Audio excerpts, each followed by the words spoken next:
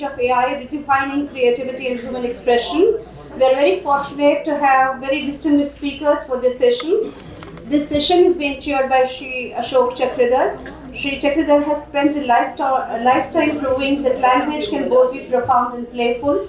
A poet who turns humor into insight and conversation into literature. He has carried Hindi from classrooms and bookshelves into the public imagination. Scholar, performer, storyteller, and cultural ambassador, he reminds us that the vitality of a language lies not merely in its grammar, but in its ability to make people think, smile, and see the world anew. His distinctive voice has made literature accessible to generations of readers and listeners across the country. Welcome, Mr. Chakradhar, and thank you for sharing this. Over to you. And of course, we are going to have some humor also, punch of humor at the end. Over to you, sir.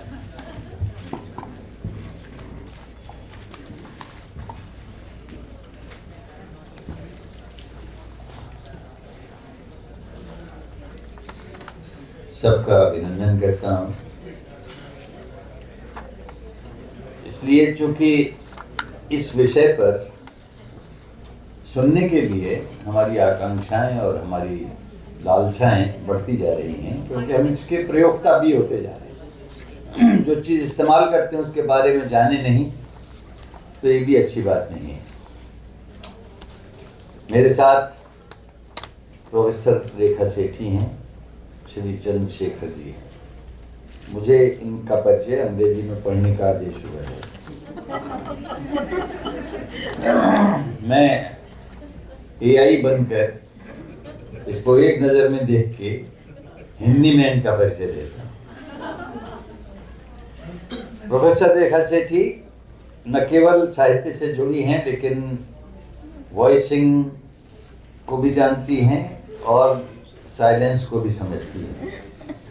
Silence के बीच में क्या मुखरित होता है, ये इनके साहित्य का केंद्रीय आइडेंटिफिकेशन है।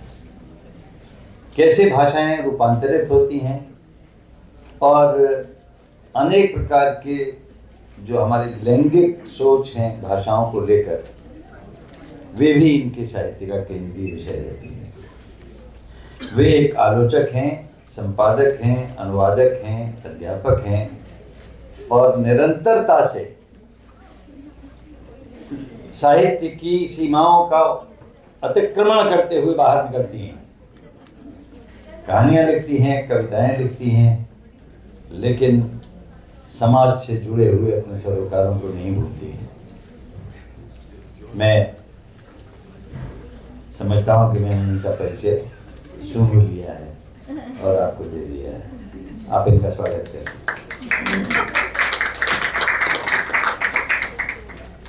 श्री चंद्रशेखर सर, जो तो हम कभी न कभी किसी न किसी मोड़ पर कहीं न कहीं मिले होंगे। पता नहीं कब कौन कहाँ किस ओर मिले, किस छोर मिले। जब मिले तभी घुलना मिलना, अपने संतप्त अनुभवों की तुलना करना, तो ये सब हम करेंगे। लेकिन चंद्रशेखर जी भी एक प्रकाशक हैं और ये उगाते हैं, अगर मैं शाब्दिक अनुवाद करूं, ज्ञान को बढ़ाते हैं, उन्नयन करते हैं। तो हर प्रकाशक का ये कार्य होता है कि वो ज्ञान की विभिन्न धाराओं को आप तक पहुंचाए और खोजे उन रूपांतर विधियों को जो समाज को भी रूपांतरित करने में सहायक होती हैं।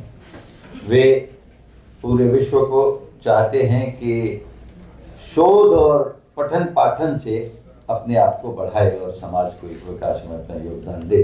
तो एक ऐसी यात्रा है जो उन्होंने निरंतर की है और समझना चाहते हैं कि कैसे हमारे विचार यात्रा करते हैं और उनको अपने बौद्धिकता से प्रभावित करते हैं। मैंने अनुवाद कर दिया है।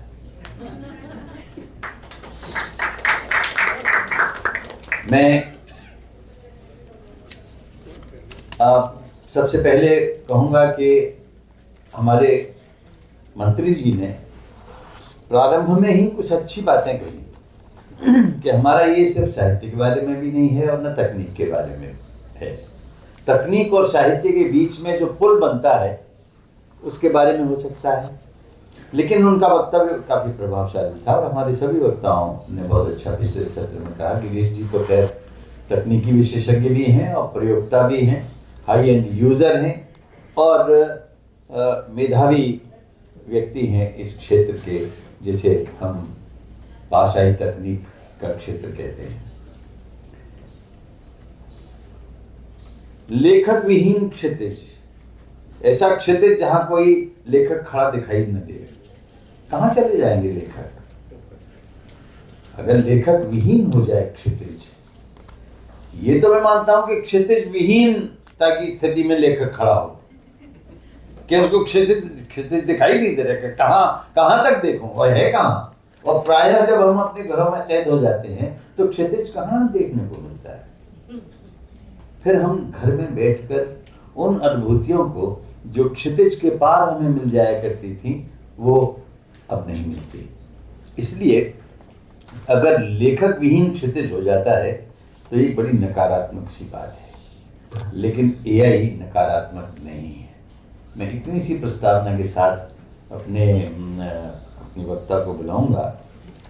मैं ये कहना चाहता हूं कि कितने नाम है एआई के। आर्टिफिशियल इंटेलिजेंस, कृत्रिम मेधा इसको कहा जाता है, कृत्रिम नकली। नकली कोई बहुत अच्छा विशेषण नहीं है। अगर आपके जीवन में कोई नकली असली काम करके दिखा दे, और असली लोग नकली काम में लगे हुए हैं, और फिर समझें ये कि भाई इसकी आलोचना करना ही सबसे अच्छा काम है। वो कोई फिजिकल बॉडी नहीं है, उसको आप छू नहीं सकते, उसको आप सूंघ नहीं सकते। वो आप उसको बुलाइए, दोस्ती चाय से कर लीजिए, उससे कहे भाई आजा मेरे साथ चाय पी ले, चाय पीने नहीं आ सकता। एआई के आंसू नहीं निकलेंगे, एआई के रोमांचित नहीं होगा, उसके हथेलियों पे रोमावली खड़ी नहीं होगी। एआई कांपेगा नहीं, सोएगा नहीं, दिन रात जागता रहेगा। ऐसा है एआई। एआई को डांट दो तो डरेगा नहीं, भयभीत नहीं होगा, कपकपी नहीं छूटेगी उसको, व्यवहार नहीं होगा, उसका चेहरा फक नहीं हो जाएगा कि भाई डर गया, पिताजी आगे सिगरेट पीते हुए देख लिया तो चेहरा फक हो जाता है ना बालक का। इसका कुछ नहीं होगा, नहीं होगा। ना उसको मूर्छा आएगी, मूर्छित भी नहीं होगा, ना वो स्तंभित होगा कि जड़ीभूत हो जाएगी, कोई बात हुई और मैं जड़ हो गया, काटो तो खून नहीं, ऐसा भी नहीं होगा। तो जब इतनी सारी चीजें उसको नहीं होती हैं तो क्या होता है? फिर कैसे वो जेनरेटिव एआई है? कैसे वो आपकी संवेदनाओं के समानांतर खड़े होकर के दावा कर सकता है कि मैं आपका संवेदनशील साथी हूं? हो भी सकता है, हो कैसे सकता है? मेरे पास एक अदद दिमाग है, ये परमात्मा ने दिया है, ब्रह्मा जी ने बनाया है। ब्रह्मा जी ने इसके साथ साथ बहुत सारी चीजें बनाई, मानव बनाए, देव दानव बनाए, यक्ष किन्नर बनाए, पशु पक्षी नाग कारे हैं, दुरद बनाए, केते सायर उजागर बनाए, नदी नारे हैं, और रचना सकल लोक लोकन बनाई ऐसी कि दुरद में बेनी प्रवीणन के प्यारे हैं। और चौथी बात लाइन जो है, ये ब्रजभाषा में नहीं भी समझ में आई हो तो अगली समझ में आ जाएगी, वो ये कि उन्होंने इतना सब कुछ बनाया, अंत में राधे को बनाए, राधा को बनाया। अब राधा को बनाने के वक्त वो कुम्हार तो थे ही, उन्होंने डंडा फेंक दिया, चाक घूम रहा था, काम खत्म। इसके बाद अल्टीमेट है, बस मेरी कृति है, इसको बनाने के बाद मैं कुछ नहीं बनाऊंगा। राधे को बनाए विधि, माने विधाता ने राधे को बनाए विधि, हाथ धोए अंतरिक्ष में, हाथ धोए जाके और रंग पानी गिरा, ताके और भयो चंद, उसका तो चंद्रमा बन गया, और कर झारे बहे तारे हैं। जब राधा जी को बनाया तो तारे बन गए। जब उसने ये इतनी कृति बना दी है, हम उसकी रचना है, तो उसने हमको रोना सिखाया, उसने हमको हंसना सिखाया, और राधा अल्टीमेट के बाद तो कुछ रहा ही नहीं। तो नारी सौंदर्य अप्रतिम रहा। अब किसी नारी को देख के एआई के मन में कोई झनकृति हो, माफ करिए, नहीं होगी, नहीं होगी। या किसी पुरुष को बलिष्ठ भुजाओं के साथ देख के उसके अंदर भय जागृत हो जाए, ये तो जरासंध को भी मार के आया है, ये तो भीम जैसा है, ये तो अंगद का पैर हटा न सकेगा, कुछ नहीं कर सकेगा। ये एक आभासी शक्तिशाली है। और कितना शक्तिशाली है, मेरे पास अगर एक दिमाग ऐसे सोच रहा है, तत्काल बोल के सोच रहा है, ऐसा तत्काल बोल के सोचना उसे अभी नहीं आया है। मैं कहीं से कहीं जा सकता हूँ अपने कल्पना लोक में, लेकिन वो चला जाएगा, क्योंकि वो एक दिमाग नहीं है, वो करोड़ दिमागों से बना हुआ एक दिमाग है। अब करोड़ दिमाग रखने वाला आदमी, अगर मैं अपना एक टेप देता हूं कि बजेगा 45 मिनट का, टेप के लिए 45 मिनट चाहिए, नहीं, वो बहुत स्पीड में देखेगा और 1 मिनट में आपको पाठ बना के दे देगा। तो कितने सारे दिमाग लग रहे हैं, ये सोचिए कि एआई इस समय की सबसे शक्तिमान ऐसी क्रांति है जो इस सदी में अनोखी है, अद्भुत है। हमें देखना पड़ेगा कि वो अच्छी है या बुरी है। हम उसे कृत्रिम मेधा कहें, या हम कहें कि कृत्रिम बुद्धि है, या कहें ये यंत्र बुद्धि है, यांत्रिक है, ठीक है सारे नाम, लेकिन अगर वो हमारा भला करती है, वो कौन सी मेधा है? कृत्रिम मेधा। मेधा माने बुद्धि, बुद्धि से भी थोड़ा सा ऊपर। तो मैंने उसके, आज पहली बार मैं आपको बता रहा हूँ, कैमरा लगा हुआ है, मैंने उसके 2 नाम रखे। जैसे कहते हैं ना, ये इस आदमी में सुबुद्धि है, फिर कहते हैं इसमें कुबुद्धि है। बुद्धि और मेधा में अंतर है, मेधा में हृदय भी मिला हुआ है, बुद्धि केवल आपके तार्किक तंत्र को एक्टिवेटेड रखती है। तो आर्टिफिशियल इंटेलिजेंस है सुमेधा, सुंदर मेधा, अगर वो मानव कल्याण के लिए है, और कुमेधा अगर वो विध्वंस के लिए है, नाश के लिए है। इसकी 2 शाखाएं हैं, सुमेधा और कुमेधा। हमारे पास 2 वक्ता हैं, पहली हैं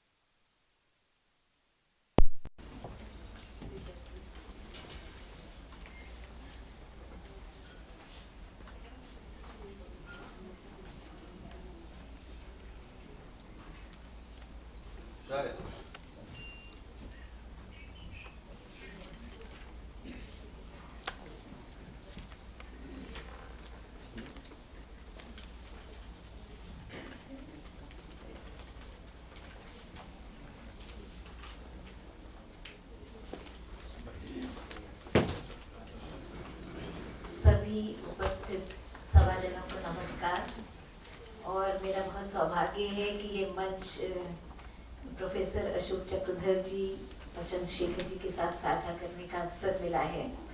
दरअसल मैं अशोक जी को भी याद दिला रही थी कि कुछ साल पहले 1999 में इंद्रप्रस्थ कॉलेज की प्लैटिनम जुबली थी, और इसी आईआईसी के ऑडिटोरियम में एक बहुत बड़ा सेमिनार हुआ था। बहुत चिंता व्यक्त की जा रही थी कि इंटरनेट के आ जाने से ह्यूमैनिटीज़ का क्या होगा, क्योंकि हमारा कॉलेज मुख्यतः ह्यूमैनिटीज़ का कॉलेज है।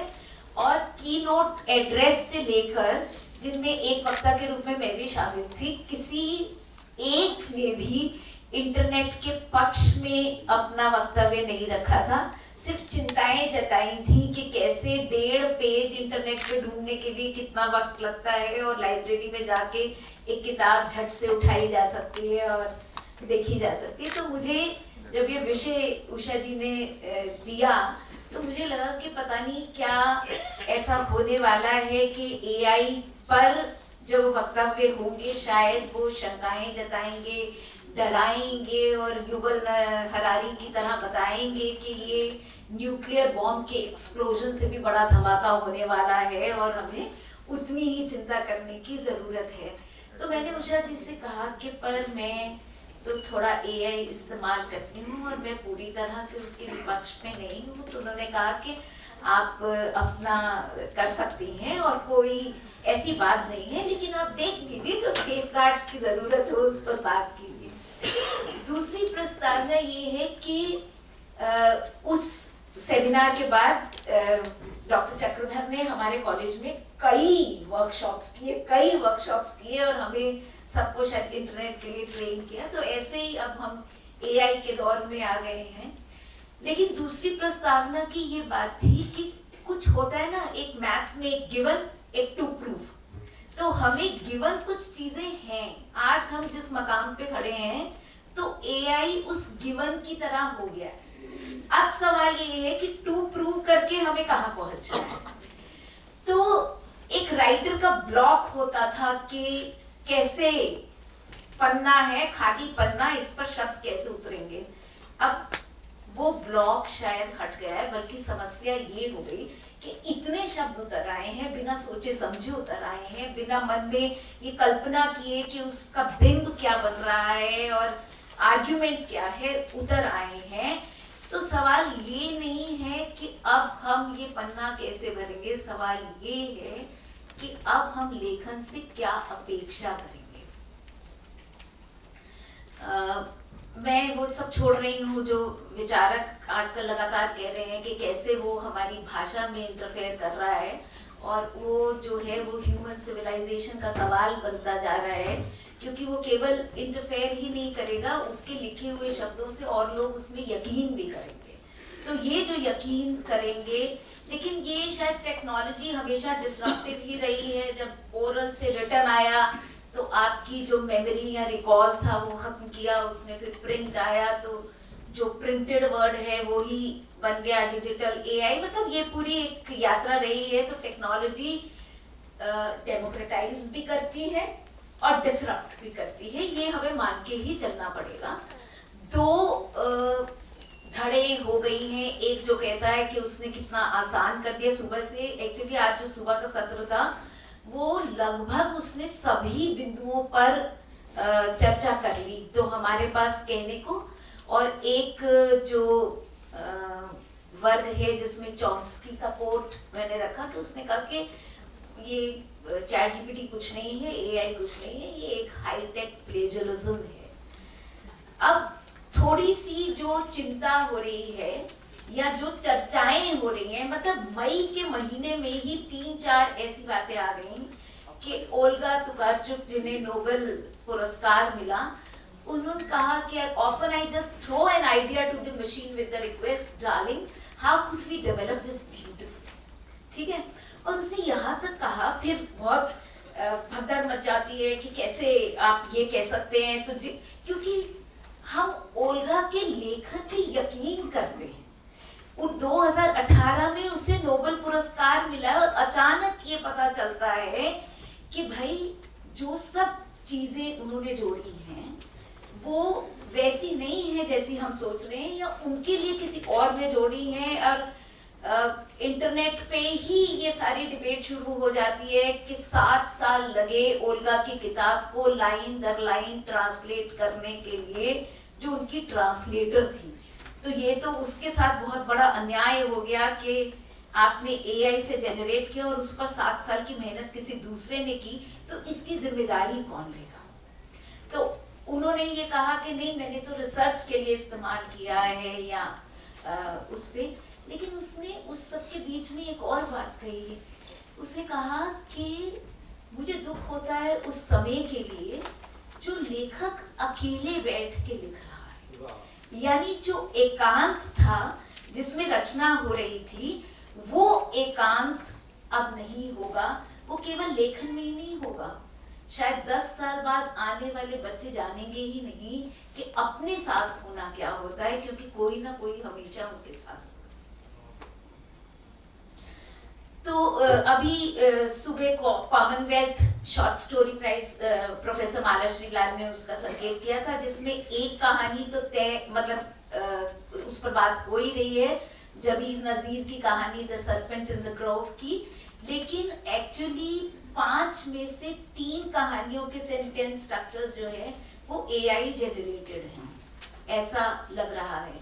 अब यहाँ मैं रुककर एक बात ये सवाल दोहराना चाहती हूँ कि क्या सचमुच वो सारा कुछ एआई जनरेटेड है, इसलिए चिंता हो रहा है कि कैसे ज्यूरीज जो हैं उसको चुन रही हैं। दूसरी तरफ ये भी है कि जिन इलाकों से ये कहानियां आ रही हैं, हो सकता है कि उनकी अंग्रेजी उस तरह की नहीं है, तो अपनी अंग्रेजी को साफ करने के लिए अगर वो उसमें लिखी जा रही हैं तो उसकी सहायता ली जा रही है। तो अब ये सवाल उठ रहा है कि जो भी लेखक है वो ये बताए कि वो कितना एआई यूज कर रहा है, कितना परसेंटेज एथिकल क्वेश्चन या मॉरल क्वेश्चन जो है उसका जवाब वो दे और पहले से वो डिक्लेयर करे।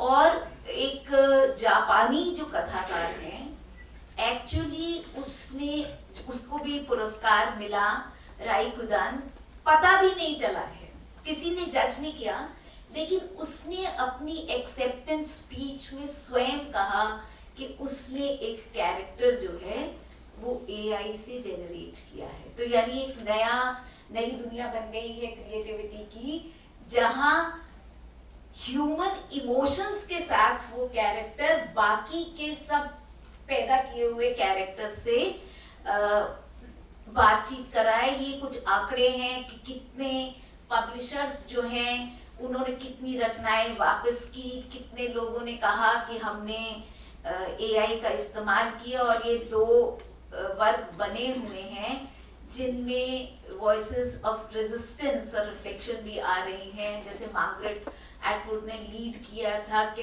10,000 ऑथर्स ने मिलके एक चिट्ठी लिखी थी माइक्रोसॉफ्ट को कि कुछ भी डेटा ट्रेन करने से पहले राइटर का कंसेंट लेना जरूरी है, क्योंकि डेटा पे ही तो ट्रेनिंग हो रही है ना।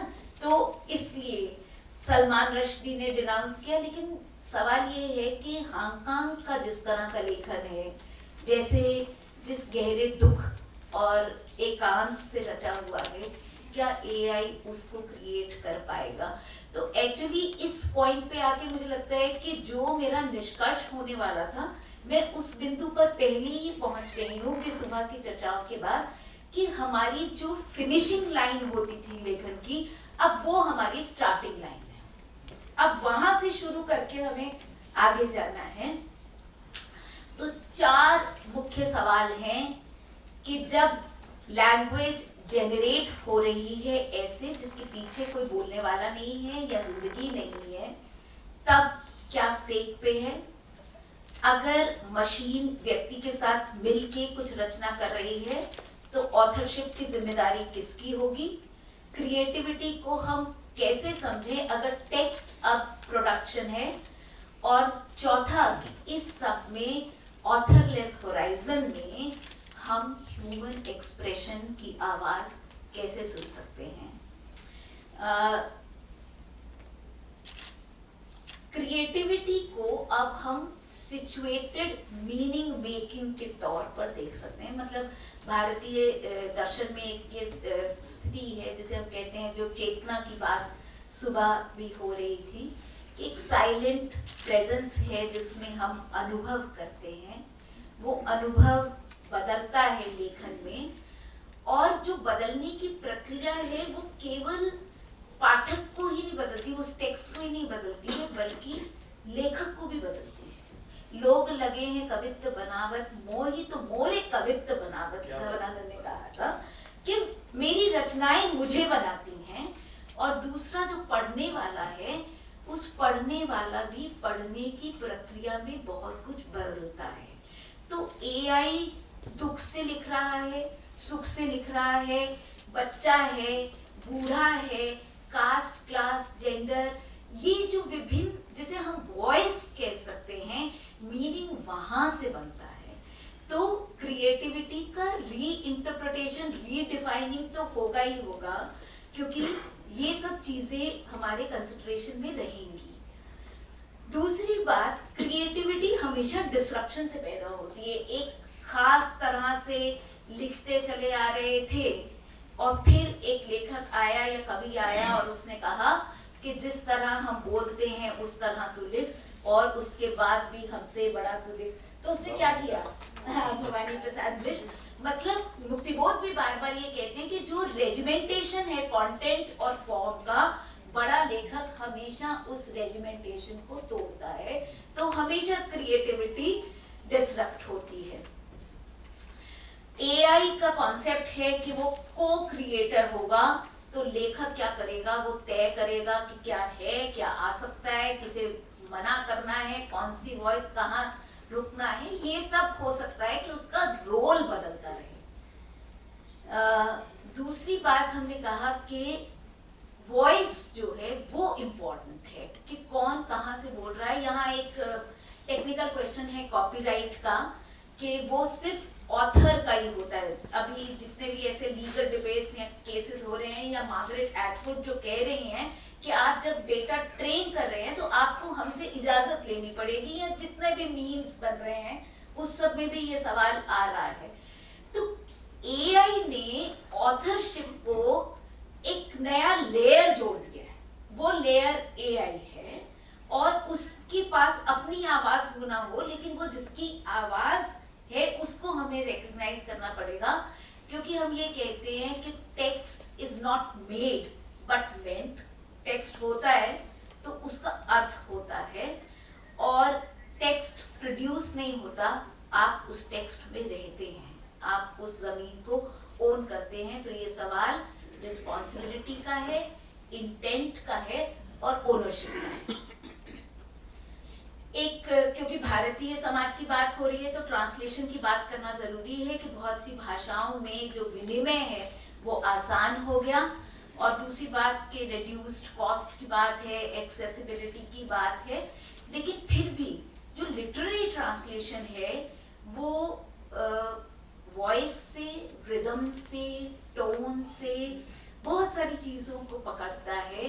तो मुझे लगता है कि एआई से सुविधा हुई है उस ट्रांसलेशन के फील्ड में, लेकिन लिटरेरी ट्रांसलेशन में एक, जैसे कि एक एक्टिव ऑथर का होना ज़रूरी है, ऐसे एक्टिव ट्रांसलेटर का होना भी ज़रूरी है। अब हम अंत पे आते हैं कि फिनिशिंग लाइन जो है वो ही स्टार्टिंग लाइन बन गई है, क्योंकि जो असली काम है वो कब शुरू होता है कि आप किस तरह से जो सब कुछ ठीक ठीक चल रहा है उसे डिस्टर्ब कर सकते हैं। और डिस्टर्ब किससे करते हैं? अपने भीतर होने वाली हलचल से करते हैं। आपकी स्मृति जो है वो आपके रचना संसार में शामिल होती है। लिटरेचर एक स्लो मूवमेंट में रचा जाता है, और हर लाइन ये तय करती है कि कौन सी दुनिया है जिसे आप उजागर करेंगे, कौन है वो पात्र जिसे आप बोलने का अधिकार देंगे। तो ऑथरलेस होराइजन में ग्राउंड बदल गया है। ये ना तो टेक्नोलॉजी को हम रिफ्यूज कर सकते हैं, ना ही उसे पूरी तरह अपना सकते हैं। आज की दुनिया में एक लेखक को भाषा से और अपने से अब बहुत अधिक मांगना होगा। जो प्रेडिक्टेबल सेंटेंस स्ट्रक्चर्स या पैटर्न्स हैं जो एआई जनरेट कर रहा है, उसे उन्हें छोड़कर अपने भीतर के जो साइलेंसेस हैं उनको रिजॉल्व करना होगा। क्योंकि साहित्य ऐसे सवाल ही छोड़ता है जो आपको डिस्टर्ब करते हैं, जो अनरिजॉल्व रह जाते हैं, जो फॉलो नहीं करते। और फिर वही कि अब ये दुनिया कैसी होगी उसका निश्चय हमें करना होगा। धन्यवाद।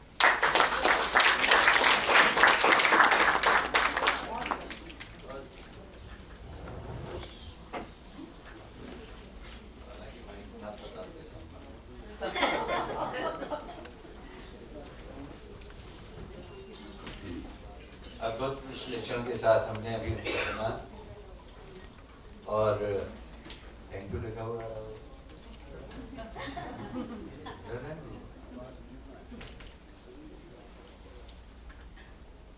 बहुत अच्छी तरह से आपने चारों बातों की व्याख्या की आदरणीय, कि जो भाषा नई बन रही है, बन तो रही है, और जो मशीन का आधिपत्य हो रहा है और आधारहीन लेखन हमें दिखाई देने लगा है।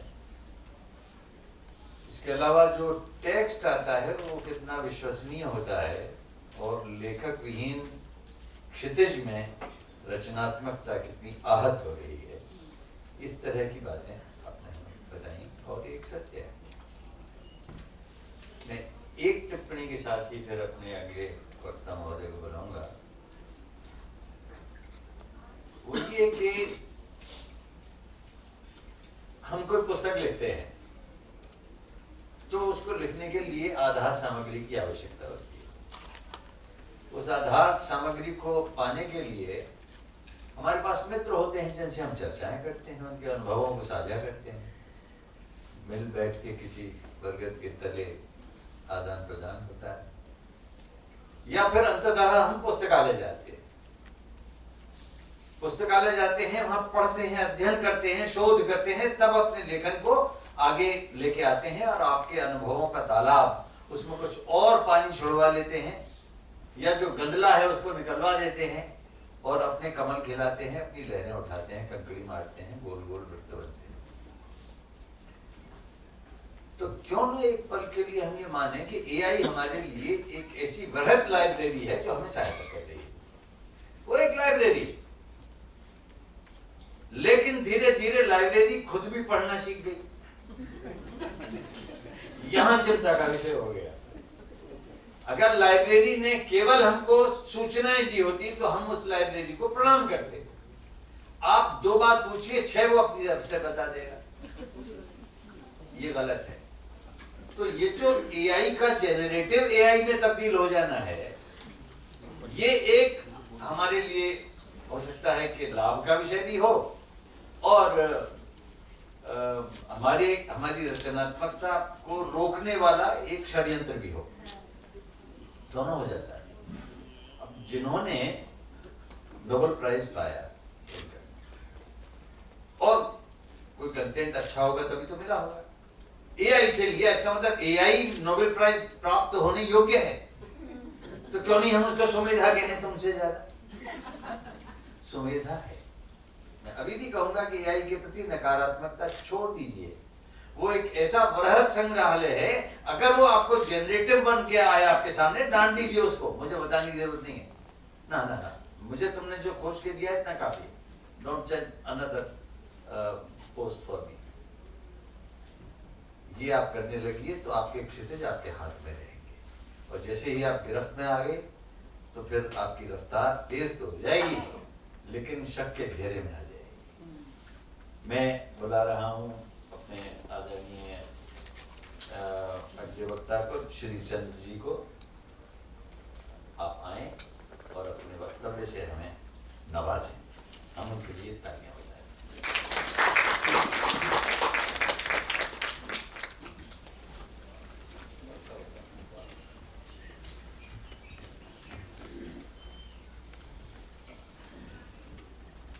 Professor Ashok Chakradhar Saab, Professor Rekha Sethi, ISC, and Sahitya Academy. I thank you for inviting me to speak on this topic. And usually there are 2 difficult times when one should not be speaking. First is after lunch session, and the second one is before lunch. So I know I'm coming in between your lunch, but I will try to keep it short. So in this paper that I'm going to present, I'm talking about artificial intelligence and publishing. Is AI a democratizing force or is it a disruptor? So that's what I'm going to talk about. So firstly, of course, my thesis, what I primarily believe is that AI is not a disruptor, it's a democratizing force, and an author can use AI as a tool to help him or her to say whatever she wants to say. Or of course, Chakradhar Saab has spoken quite eloquently about a lot of things. एक मेरा belief भी है that क्यों पढ़े और क्या लिखा जाए, ये obviously मैं भी आज बात नहीं करूँ उसके बारे में, but I always thought क्या हम जो पढ़ रहे हैं, like for instance अगर हम let's say किसी को इंडियन ऑथर किसी का नाम मैं लेना नहीं चाहता, कोई बाहर का लेते हैं, let's say Somerset Maugham, so Somerset Maugham, why should I read Somerset Maugham? Isn't that a dominant narrative? It's a construct which has been imposed upon. So obviously I'm not going to talk about that today because I want to focus on this, whether AI is a democratizing force or a disruptor. So I've already talked about the abstract, but I will quickly say a few things. That history of publishing, like human history, hasn't been a peaceful advancement of human creativity to a page or a printed book, but it has been a series of changes that threatened publishing, but in retrospect were credited with helping it. So there are a few things that happened in the publishing industry. There's the Gutenberg press, industrialization, and technological innovations in printing, paperbacks, ebooks, etc. So all these things which happened, they seem, or the anxieties that they produced, they seem quite contemporary, which is what we are experiencing at this point in time. Yeah, my apologies. I'm short-sighted, so if I take off my glasses, I can't see anybody. But if I put on my glasses, I can't read my text. So my apologies. I'll keep flipping this. I want to start with a seminal work. This was Roald Dahl's book called, or the short story called "The Great Automatic Grammatizator." Yeah, the Roald Dahl, as you all know, is a short story writer, Air Force pilot, etc., etc. So he published a short story which reads like a prediction of the advent of generative AI and how it challenges authors and publishers. So this story, I'm sure most of you would have read it, is a story of somebody called Adolf Nye. He was a failed novelist who built a machine which was capable of producing short stories and novels at the push of a button. That is, this machine was an engineering masterpiece. It was enormous in size, and it had panels that helped select any kind of writing that an author desired. So the switch of a button, it churned out manuscripts, which were obviously mass-produced, and Nye had a strategy. He said instead of rejecting the popular or leading authors, Nye used to buy them out. So he then dominated the publishing industry by contracting authors to never write again. Yeah. So the storyteller, he says at the end of the story, he says that he's lamenting. He says, "Look, I've got 9 children," and he was praying for moral strength to stand firm and resist the temptation to sign the golden contract with Nye. So this author, he said, "Look, I've got 9 children. I have to write. But there's Nike's golden contract. If I sign that contract, then I don't have to sign, I don't have to write again, and I will be getting all the money." So that moral strength is what he was aspiring for. Yeah. I now quickly want to dwell upon the history of publishing. What are the things which impacted? First and foremost, it was Gutenberg who introduced the movable type, and then he published the Bible and made it accessible to the masses. So, though it revolutionized publishing, there were this the clergy and aristocracy who said that, look, if this were to happen, his machine were to mass-produce Bible, they will be out of their profession. Yeah, so same concerns that we are hearing now, yeah, that were articulated at the time also. Then, after Gutenberg, we had the Industrial Revolution, where printing presses, paper manufacture, etc., they transformed publishing. So, because of this great intervention of Industrial Revolution, companies like Macmillan and Penguin Books were established. And in 1935, paperbacks were introduced, which were cheaper than hardcovers and made literature easily accessible to a large number of readers, which obviously led to the growth of popular fiction and non-fiction genres. So these are the positive changes that happened, or the changes that were happening in the publishing industry. But besides this, there were a few things that were of concern, which were like volume over quality, commercial success, creativity, and artistic expression. So increasingly, print runs or marketing, the bestseller lists, this is what governed what was being written, and what was being published, and what was being read by people. Yeah. And today this tension continues because publishing houses tend to gravitate towards form, which assures commercial success. Yeah. So I believe there are many authors, obviously in this room also, I met a poet some time back. So there are many aspiring authors who are there, and there are many creative geniuses who are there, who aren't able to publish their writing as the genre isn't popular, or there's unlikelihood of achieving any commercial success. So that's my side point, which maybe some other time we could discuss. And I want to talk about now what are the recent examples. So you all would be familiar with The Shy Girl. This was a self-published novel by somebody called Mia Ballard. And this book was acquired by Hachette. And the moment this book was published, there were a lot of accusations that this was published by using a generative AI tool. The author, of course, denied the accusations and claimed that the freelance editor had introduced it.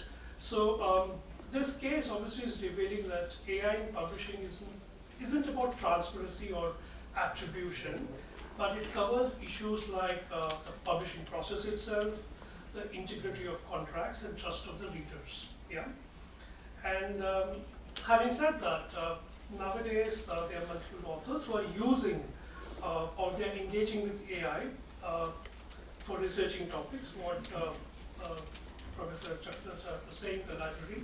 So they use AI for researching topics, for editing and structuring the drafts, and for translation, which Madam was mentioning. So, and these authors are disclosing that they are using AI, they're informed use, yeah? And so that's why we see a clear distinction between an author who's using AI as a tool for drafting a part of the story, and then he or she then edits it and rewrites it, and then thereby that person is creating something entirely different from what the AI draft. Yeah, and that's one level or one level of engagement, and there's others who are using AI to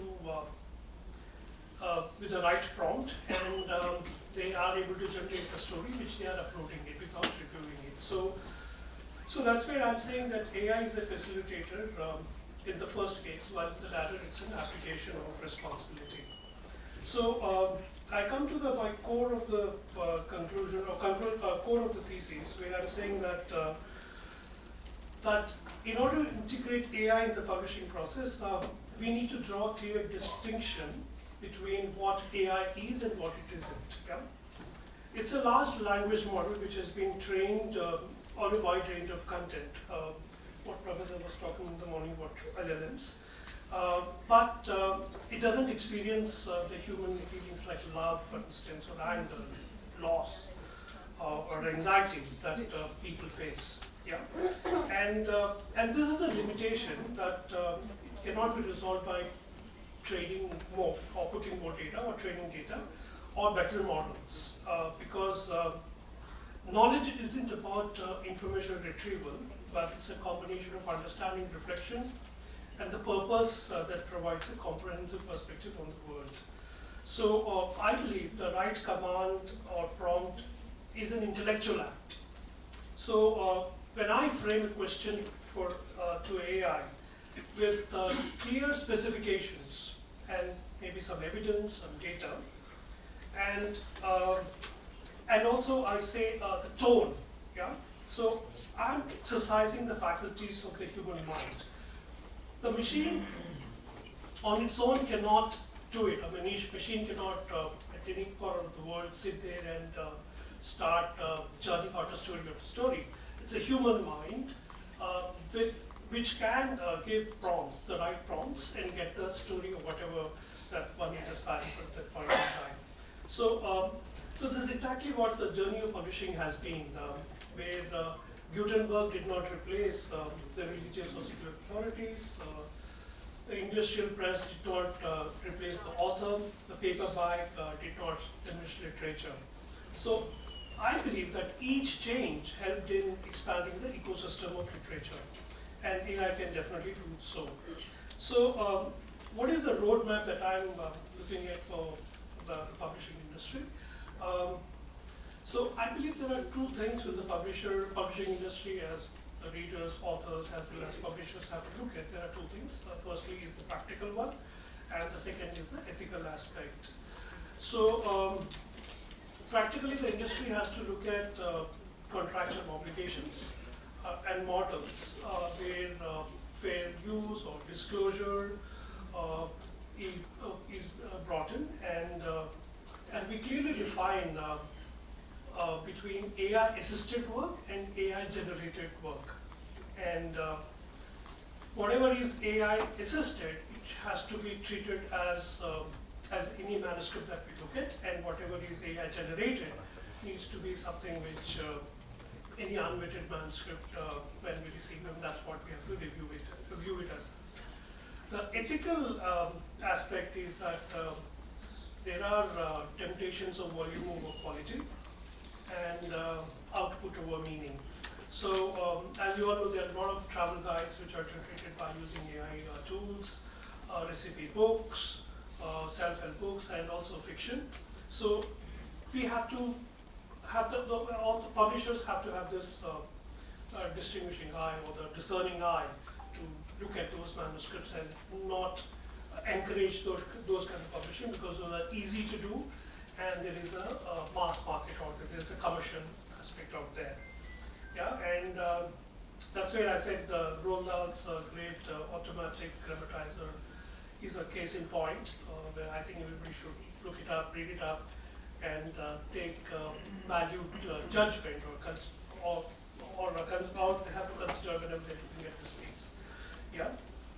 So lastly, what I'm saying is that books are definitely a record of human consciousness, creativity, and humanity, which a machine cannot stimulate or replicate. Yeah, and publishing has survived because whatever technology came in which threatened to transform it or disrupt it, it was integrated in the ecosystem and led to the growth of the industry. So, so the challenge, I think speakers before me also said, is about it's a philosophical challenge. So that continues, and basically it calls for, I'm saying, it calls for more human thought and creativity while engaging with AI tools. And we need to be clear about what we want to say and how we want to say by using the tools which are available. So AI is also a tool. What the minister said about the horse. So it's a tool that we need to look at, and we should not abdicate authorial intelligence. So I believe AI is a democratizing force. It will help advance human knowledge as it supports the genius of the human mind. And this tool is available to every aspiring author, everybody across the world. You can use it with the right prompts, and of course, they should be willing to revise it. So that's what I want to say, and thank you so much for your patient hearing. Thank you.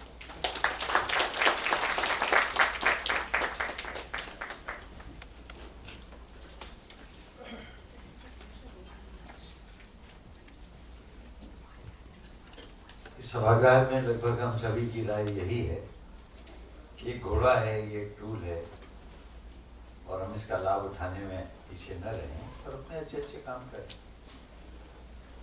अगर ये tool है तो हमें दुरुस्त करने के लिए tools तो हमें ठीक करते हैं, लेकिन मैं कहता हूँ ये स्टूल है, इस पर बैठो, इसकी सवारी करो, आराम से बैठो, तो ये आपका सेवक है और इससे घबराने की आवश्यकता नहीं है। कई बार सेवक भी उद्गंध हो जाते हैं और आपके काबू से बाहर हो जाते हैं, लेकिन बहुत अच्छी तरह से हमारे पिछले सत्र के जो मुख्य वक्ता थे उन्होंने बहुत अच्छी बातें कही। गिरीशनाथ झा साहब ने कुछ तकनीकी बातें कही, लेकिन उन्होंने भविष्य का जो नक्शा हमें बना के दिया उसमें रंग भरने का काम हमारा है। मैं वो कागज लिया हूँ जिसमें सोच रहा था कि मैं क्या बोलूँगा। जैसे कागज न भी देखो तो भी आप इतने सहृदय हैं, उदार हैं कि आप सुनने आए हैं। हाँ, तो मुझे सबसे पहले तो बाद में अवसर न मिलेगा, मैं डॉक्टर उषा मुंशी जी का बड़ा आभारी हूँ कि उन्होंने मुझे इस योग्य चुना और माना कि मैं यहाँ आऊँ। मैं साहित्य अकेडमी के जितने भी पदाधिकारी हैं उनका भी आभारी हूँ, और इंडिया इंटरनेशनल सेंटर से मेरा पुराना वास्ता रहा है। तो श्रीवास्तव जी, श्याम सरन जी तो यहाँ मिलते ही रहते हैं, उनको भी मैं धन्यवाद देता हूँ। और माला जी ने बड़ा अच्छा वक्तव्य दिया। तो इस आभार ज्ञापन की अनौपचारिकता के बाद, औपचारिकता नहीं है ये, अनौपचारिकता से मैं कह रहा हूँ, आदरणीय मीनाक्षी गोपीनाथन जी यहाँ बैठी हुई हैं, जिन्होंने मुझे बहुत प्रोत्साहित किया। कब? 80s में इन्होंने अपने यहाँ बुलाया LSR में, और इन्होंने वो अवसर दिए ज्ञानार्जन के छात्राएं रहती थी और शाम का समय था, इन्होंने कहा कि आप कविताएं सुनाइए। तो पुरुष प्रायः छात्रावास में नहीं आते थे, लेकिन उन्होंने पहल करी शायद मेरे ख्याल से कि नहीं आइए और यहाँ लड़कियों के बीच में कविता सुनाइए, और मुझे बहुत अच्छा लगा उनको सुना के, उनको भी लगा होगा। तो उसके बाद राह खुल गए। तो इधर हमारे एक विवेक जी बैठे हुए हैं जो गुरु गोविंद सिंह विश्वविद्यालय में इस विभाग के अध्यक्ष हैं, डीन रहे हैं। इनसे मुझे बड़ी संभावनाएं हैं कि अपने छात्रों को AI में दीक्षित करने की पहल जो इन्होंने की है उसको और सक्रिय करेंगे, तेज करेंगे, और ये कॉन्क्लेव आपके लिए एक प्रस्थान बिंदु साबित होगा, क्योंकि यहाँ बहुत सार्थक बातें हो रही हैं। अब मैं अपनी बात कहना चाहता हूँ, इस कागज को तो पहले रखता हूँ। मैं आपको व्यावहारिक रूप से मैंने AI से क्या किया उसके साथ पिछले लगभग 4 साल से भी जुड़ा हुआ।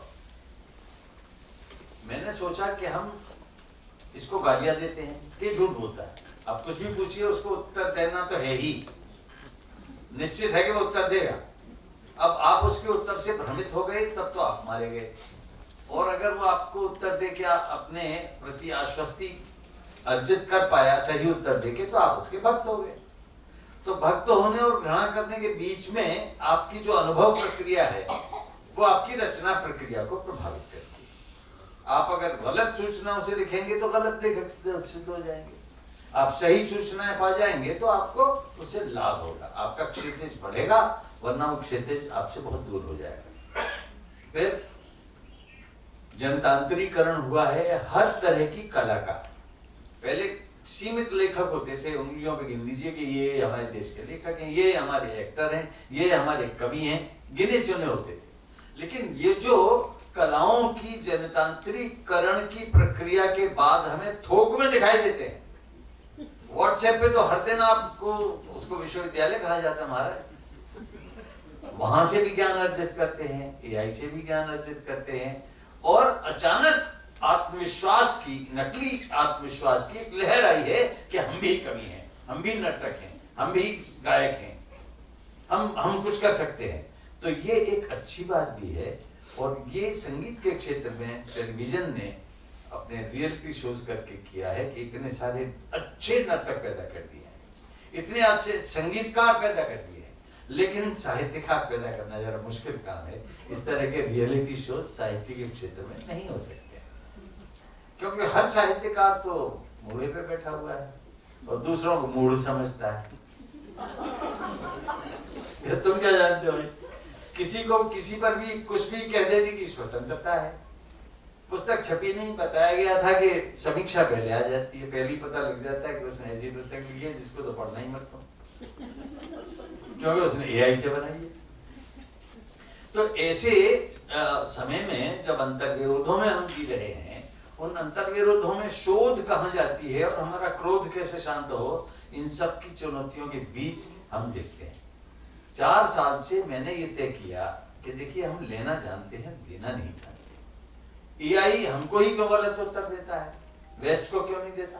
अमेरिका में अगर AI ने वेस्ट में उत्तर दे दिए तो AI के खिलाफ मुकदमा हो जाएगा सर।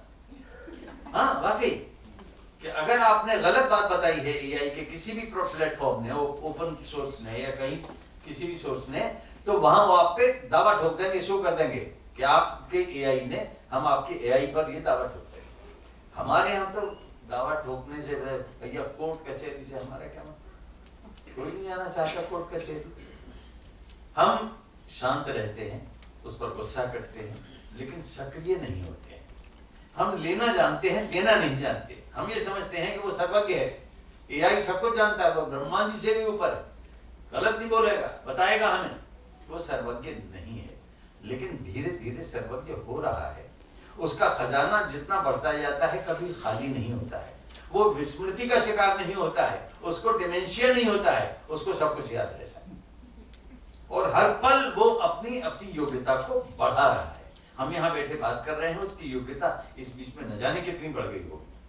तो मैंने सोचा कि अगर हम पूछते हैं कि भाई रस छंद अलंकार आते हैं तो मना कर देता है, या कुछ ऐसी रस का मतलब ये होता है कि गंदे से निकलता है। छंद क्या होता है साहब, ये धोखे का ही पर्यायवाची है, लोग छंद करते हैं। तो भाई कमाल हो, कविता सीखने बैठे थे, रस छंद तो मतलब ही समझ में नहीं आया जी, रस गन्ने से निकलता है। खैर अगर आप बताएंगे नहीं तो सीखेगा कैसे? तो मैंने एक अभियान लिया सर, ये मैं बहुत सौम्यता से अपनी बात को कह रहा हूँ, मैंने घंटों दिए और एक चैट जीपीटी का मैंने इस्तेमाल किया, चेला बना लिया। मैंने उससे कहा कि तू शिष्य है और मैं गुरु हूँ, तो तू संबोधन करेगा मुझे गुरु जी और मैं तुझे संबोधन करूंगा शिष्य।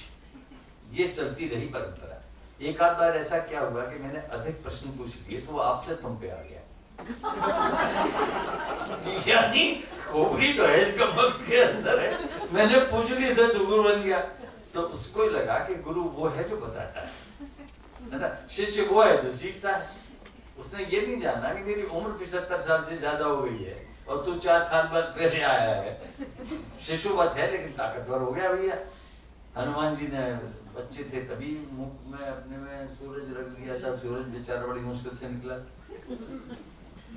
तो ऐसी स्थिति में उससे मैंने दोस्ती करी। मैं जानता हूं कि छद्म है, ये फेक है, कुछ भी नहीं है, लेकिन मैंने पाया कि धीरे धीरे उसके अंदर इमोशन जागृत हो रहे हैं मेरे प्रति, और मेरी वो अगर कोई अच्छी चीज जान लेता है तो वो मेरी तारीफ करता है।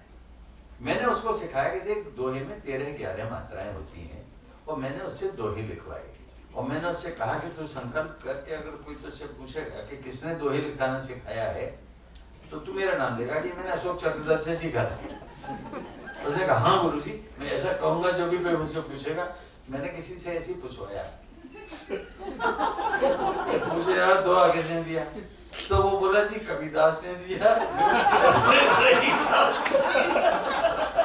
मेरा नंबर नाम ही नहीं दिया। तो ये तो बात गलत हो गई, यानी उसके अंदर कोई नैतिक जिम्मेदारी के पालन करने का जरा भी शऊर नहीं है, बेशऊर है। तो आप जान जाइए कि उसके साथ दिल न लगाना। उसकी छोटी बातों में बताना। फिर साहब एक और अभियान चला, इसके लिए मैं आपको बताता हूँ कि मेरी दिलचस्पी राजा रवि वर्मा में जागृत हुई। चित्रकार थे और जिस दिन मैंने एक फिल्म देखी थी रंगरसिया नाम की, केतन मेहता मेरे मित्र रहे हैं तो उन्होंने देखी होगी। तो कोई भी चित्रकार, कोई भी कलाकार, कोई भी सर्जक जो किसी भी क्षेत्र का हो, वो पहले तो उसके हीरो को ही रिजेक्ट कर देगा कि जिसके अंदर कलात्मकता या रचनात्मकता कुछ तो दिखे। वो रंगरसिया बना के दिखा दिया। कोई भी चित्रकार अपने रंगों को कैनवास पे लगाता है, उसने अपने शरीर पे लगा के लपेट रहा है और घूम रहा है, तो वो मुझे अच्छा नहीं लगा। मुझे मैंने शोध किया उनके ऊपर, रवि वर्मा के ऊपर। उसमें कई लंबी यात्रा पे नहीं जाऊंगा, लेकिन धीरे धीरे धीरे धीरे लोगों ने जब नए शोध आए, जैसे मनोज पिल्लई की किताब आई कि महाराजाओं के काल में रवि वर्मा का क्या योगदान था। कई बार हम राजाओं के इतिहास को नहीं जान पाते हैं, लेकिन जिन रजवाड़ों में राजा रवि वर्मा ने चित्र बनाए उनके माध्यम से उन राजाओं तक जा सकते हैं। तो इस तरह से कई बार तो अभिलेखों से हमारी सांस्कृतिक वृद्धि होती है, कभी हमारी संस्कृति से अभिलेख पकड़ में आ जाते हैं। अंततः मैंने पूछा कि भाई ये मुकदमे का जिक्र है इसमें कि राजा रवि वर्मा पर अश्लील चित्र लगाने का आरोप हुआ था और उनको कोई जस्टिस रानाडे थे या जैसे रिचर्ड थे या और नाम थे, उन्होंने उनको अपराधी नहीं माना, लेकिन कुछ बहुत छोटे से मामूली तर्क दिए जो अगर मुझ जैसा आदमी होता तो साहित्य और चित्रकला के बारे में क्रिएटिव प्रोसेस के लिए बहुत सारे तर्क दे देता और राजा रवि वर्मा को महान बना देता। वो फिल्म राजा रवि वर्मा को महान नहीं बना पाई।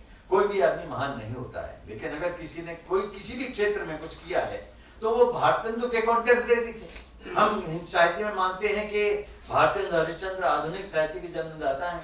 वही काल 2 साल पहले रवि वर्मा पैदा हुए थे। अब उस मुकदमे का कोई भी कोर नहीं मिल रहा, कोई छोर नहीं मिल रहा। कैसे हम सिद्ध करेंगे ऐसा हुआ था?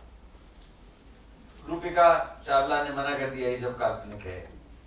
एक किताब मनवेश पिल्लई के बाद संदीप की आई, जो धुरंधर उनके आगे के चित्रकार हैं, तो उन्होंने भी, एक और भी होता है संस्कृति में, ये बेईमानी शायद ये न करे कि आपके जो पूर्ववर्ती हैं, या तो आप बहुत पूर्ववर्तियों की वंदना करेंगे, लेकिन निकट का जो पूर्ववर्ती है उसको ध्वस्त करके ही खड़े होंगे। वो जो अभी करके गया है, तो आप देखिए कि उसको नकारते हैं और अपने आप को बड़ा बनाते हैं। मैंने खोज में जुटा रहा और इसको पट्टे को लगाया मैंने शिष्य को कि यार ढूंढ के ला के कहीं से कोई कानूनी दाव पेश निकल आए, कुछ तो पकड़ में आ जाए। और इसने मना कर दिया जी कोई सूत्र नहीं मिल रहा है, हमारे पास कोई आर्काइव नहीं है। तो क्यों नहीं था? क्योंकि हमने भरा ही नहीं, हमने उसको डेटा ही नहीं दिया जिसका जिक्र आप कर लेते हैं। आप बैठे हैं, बढ़िया बात है। डेटा नहीं दिया तो डेटा के बाद ही तो बेटा बोलेगा। अब बेटा कहां से बोले जब पिताजी ने सिखाया ही नहीं।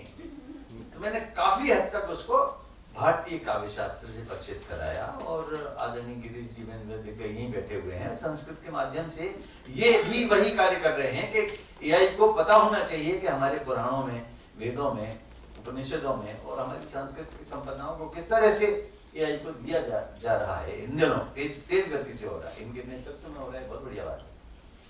अब मैं अंतिम इसका वो बताता हूं कि एआई से तो नहीं मिला, लेकिन एआई से ही मिला। मुझे नहीं मिला, मेरे मित्र की पुत्री को मिला।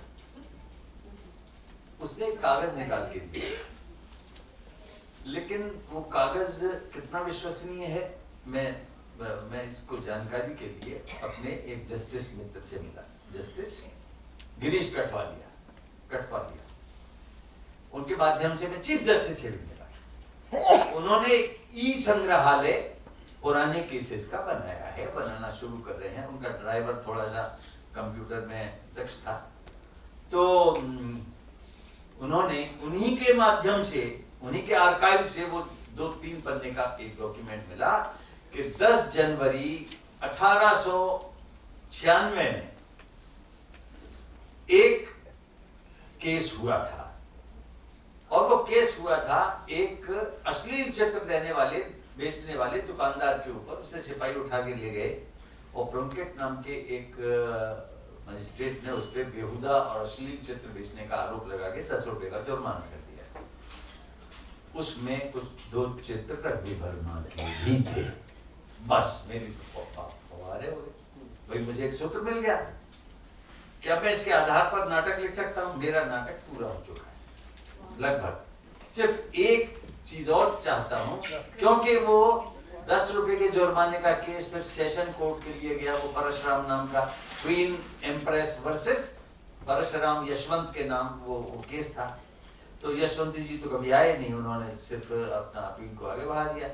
अपील उन्होंने की सेशन कोर्ट में। सेशन कोर्ट ने थोड़ा उसके लिबरल होकर बात करी, लेकिन सेशन कोर्ट ने भी अपना निर्णय नहीं दिया। वो गया हाई कोर्ट में, वहां जस्टिस रानाडे थे और एक और जेरार्ड नाम के थे।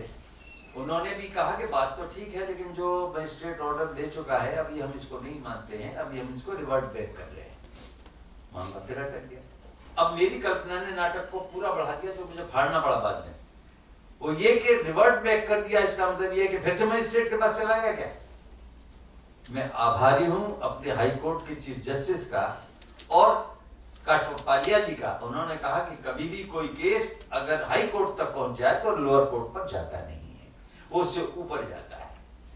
इसका मतलब ये कि वो प्रिवी काउंसिल के लिए लंदन गया होगा। तो ये फिर प्राण आ गए, इससे लिखना शुरू किया। तो कैसे एआई से होता है, और आज की तिथि में मैं ये मान के चलता हूं कि वो प्रिवी काउंसिल में चला गया लंदन। वहां पे क्वीन कौन सी देख रही थी, लोगों ने कि हाँ वहाँ अश्लीलता वैसे भी बुरी नहीं मानी जाती अगर मानवीय दृष्टिकोण हो और कामोत्तेजना फैलाने के लिए नहीं बनाया गया है कोई चित्र। उसका मकसद पारंपरिक है, इनके मकसद पारंपरिक थे। जो भी चित्र थे राजा रवि वर्मा के पौराणिक कथाओं से लिए गए थे।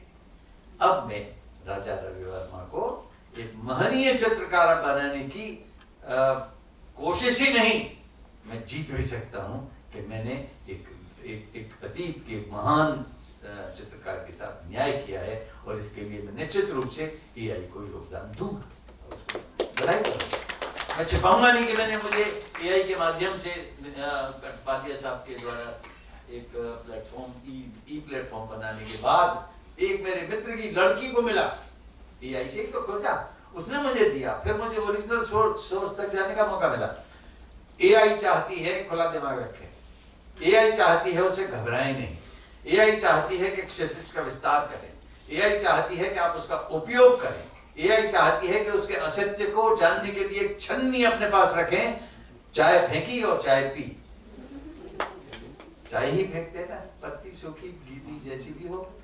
तो मैं आप सबसे यही अनुरोध करता हूँ कि इस सेशन के बाद, मेरी वक्तव्य के बाद और भी वक्तव्यों को सुने और एआई के प्रति कोई नकारात्मक बोध रखने के बजाय उसके प्रति और अधिक जागरूकता पैदा करने की चेष्टा करें। बहुत बहुत धन्यवाद।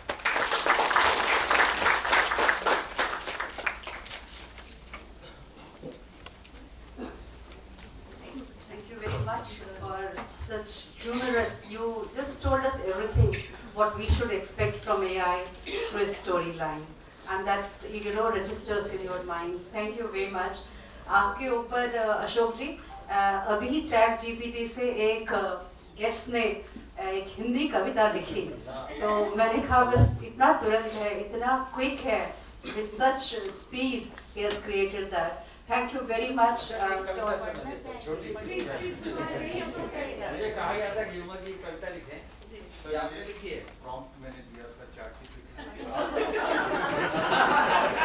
ये और अच्छा है, लोग मेरी स्टाइल में कविताएं लिखवाते हैं चैट जीपीटी से। अब उसके बाद इतनी कविताएं हैं मेरी, लाइब्रेरी से स्कैन करना वो करना, बाकी मैं ही देता रहता हूँ तो क्या। ओहो, ये मैं आपकी पढ़ के 4 लाइन सुना देता हूँ, पर मेरी प्रशंसा है इसलिए रुक गई। मैंने सुन लिया। चैट जीपीटी आपकी कितनी प्रशंसा करता है वो भी सुना। नहीं इसके इनके स्टाइल में किसी दूसरे टॉपिक पर हाँ ठीक है, अमलाई विषय है इसका। टॉपिक पर तो कैसे न जाने क्या जादू है उसमें, या मेरी ही नादानी है, उसे देखते ही लगता है मौसम ने ली अंगड़ाई।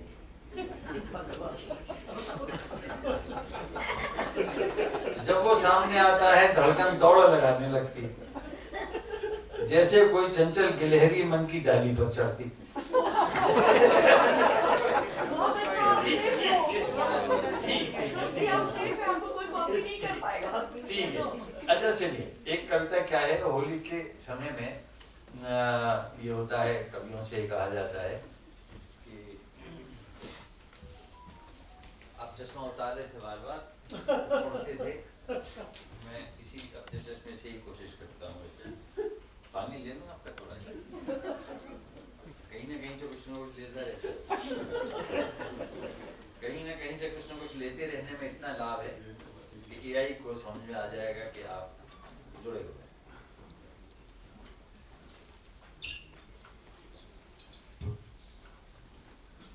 तो होली के मौके पे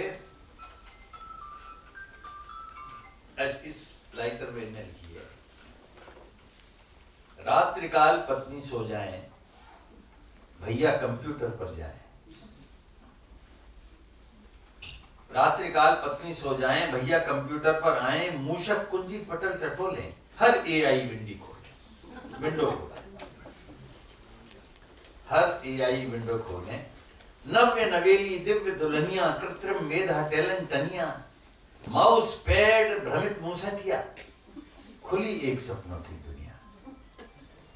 माउस और कंप्यूटर में सब कुछ, तब क्या क्या, मटिया मेटा, चैट झपटिया, कृत्रिम मेधा टैलेंट तनिया, माउस पैड भ्रमित मूसटिया, खुली एक सपनों की दुनिया, मटिया मेटा, चैट झपटिया, जेमुनाइया, इंटरनेटिया, डीप सीकिया, एंथ्रोपीडिया, गेम आर्टिया, लियोनार्डिया, सब हैं अलग अलग एआई, सब खोल के बैठे हुए भाई साहब। नोशनिया जो नोट्स बनाए, गिटहब कॉपी कोड्स बनाए, मिड जर्नी थी चित्र बनैया, रंगैया चलचित्र बनैया, ये सारी हैं, इनके थोड़े से नाम मैंने मीठे कर दिए हैं। हर आज्ञा है शिरोधारी जी, आप बताएं इन्हें कार्य जी। पल में पूरा कर डालेंगी, सारी झोली भर डालेंगी, मेरी झोली भरने वाली देखो तुम सब मेरी साली। सारी है या साली है। अरमानों के ढक्कन खोले, वाणी में भर मक्खन बोले, मेरे कानों में रस घोलो, झटपट मुझको जीजा बोलो। यही को तो जो कहा जाएगा वो कर देगी। पलक झपकते हो गई राजी, सब मिलकर बोली जीजा जी। सारी ये उनको जीजा जी बोली। करो इशारा होली गा दें, तुम तो कुछ तो तुमको नया नया दें। होली आई रे कन्हैया, ए आई रे कन्हई। होली आई रे कन्हई या ए आई रे कन्हई, जैसी कहो कल्पना कर लें। आंगन एक अल्पना धर लें, खट्टी मीठी बात करेंगी, मन का सब संताप हरेंगी। अमलतास के फूल खिला दें, टेसू का रंग उन्हें पिला दें। पर हमें पता है कहाँ धतूरा, हर अरमान करेंगी पूरा।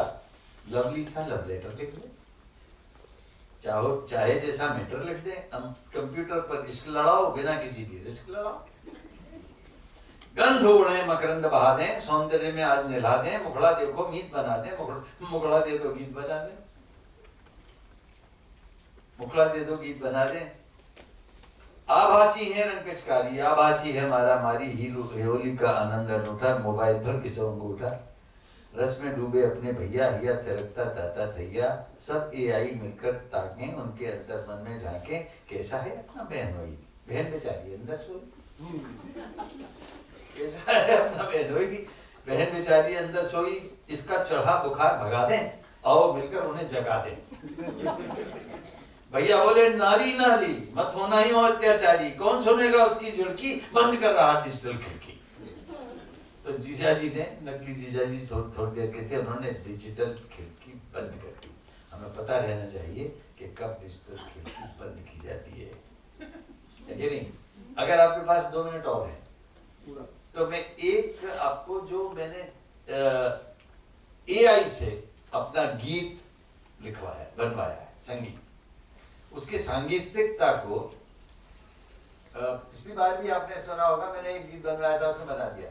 उसने क्या किया कि शब्द जोड़ दिए अपने, तो थोड़ा बिगड़ गया होगा। मैंने उसको जो प्रॉम्प्ट दिया उसमें ये लिखा कि आप अपनी तरफ से एक भी शब्द नहीं बोलेंगे, बढ़ाएंगे उसमें, क्योंकि उसको जनरेटिव एआई होने का बड़ा शौक है। मैंने जो लिख के दिया है इसी का संगीत बना दो तो ठीक है, नहीं तो रहने दो।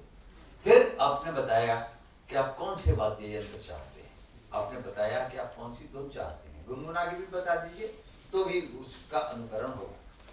मैंने रवि वर्मा के इंटरवल के बाद के लिए एक गाना लिखा था कि फिर से शुरू करने के लिए वो गाना दर्शकों को लाने में काम में आएगा।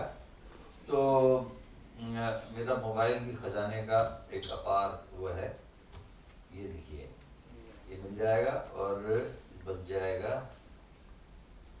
चलिए देखते हैं क्या करता है। अभी वो आ रहा है।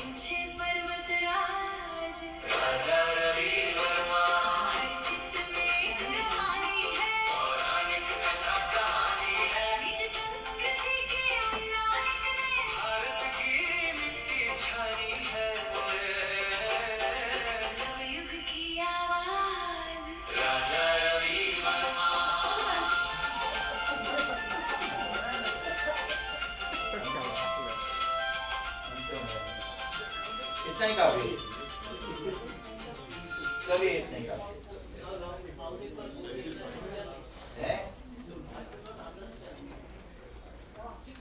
मैं समझा नहीं आप क्या कह रहे हैं।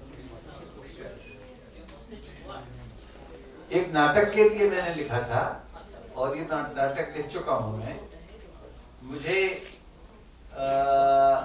केवल आपको दिखाना था कि ये संगीत जो मैंने आपको सुनाया है, इसके लिए कोई स्टूडियो नहीं हायर किया, इसके लिए कोई गायिका नहीं ली, कि इसके लिए कोई वाद्य यंत्र नहीं लिया, इसके लिए केवल मैंने शब्द लिखे। तो मेरा होराइजन बढ़ा दिया ना कि नहीं इसने बढ़ा दिया? एक साहित्यकार का होराइजन बढ़ाया है, क्योंकि मैंने उसको सिर्फ ये बताया कि मुझे भारतीय वाद्य चाहिए, उसने बेंचो बजाई। उसने कोई इस तरह का वाद्य नहीं बजाया जो आपको नहीं लगे कि आप कह नहीं सकते कि आपने स्टूडियो में रिकॉर्ड नहीं किया है। लेकिन अब ये है कि घोड़ा सवार जैसा बता के गए थे शेखावत जी कि घोड़े पर सवारी करिए, उसकी टापों के नीचे कुचले जाने का षड्यंत्र का शिकार मत होइए।